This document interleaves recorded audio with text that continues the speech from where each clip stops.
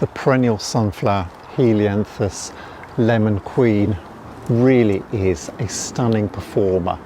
I've had this in my garden for quite a few years now, and I've divided the clump up and moved it to different areas.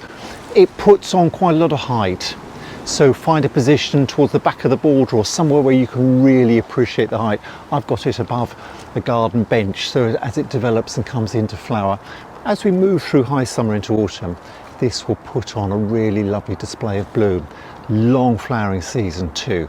Flowers week after week after week, and you get that with the habit of a plant which produces a succession of blooms on side shoots. So the main shoot will start coming into flower, side shoots will be breaking out lower down the stem, those will carry flowers which open up later, and that gives you that long flowering season. So I don't deadhead it at all, don't do anything to it at all actually. I just let it grow up and put on this magnificent flowering performance. But it will die down in winter, die down completely, cut it off at ground level. It's very shallow rooted, I find, but easily to split up and divide. So you will have to rejuvenate it every few years, as with many hardy perennials, divide the clump up and replant it just to keep the vigour of the plant going. And once it's established, and this clump has been in here for probably about 4 years now, you can see it's put on easily 6 or 7 foot, maybe even more in growth. So it won't grow that tall in its early years, it will be shorter, but as it gets established, you'll find the clumps put on an even taller display of bloom. So most winters I'll mulch over once I've cut the stems back. So these will die back, the growth will finish, and sometime through winter I'll snip all of those old stems down at soil level, and I'll spread a nice mulch, just a layer of compost, homemade compost or bags of compost or farm manure over a few inches deep, and I'll let the new shoots grow up through that in the spring.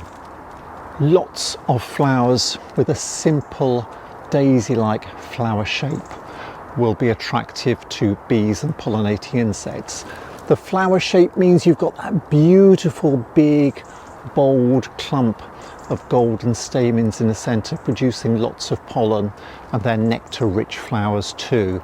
So this gives the bees and the bumblebees, I've got some buzzing around here today, bumblebees, hoverflies and other insects will love feeding from the blooms of Helianthus, feeding on the pollen and the nectar. And this is just one of those plants, if you're keen to bring the bees into your garden, make the bees welcome, certainly recommend Helianthus Lemon Queen as something to add to your flower borders. I do hope you enjoyed this video and would be really grateful if you could click the thumbs up like button below right away. Thank you. We all want colour in our gardens and plants that bloom over a really long period too.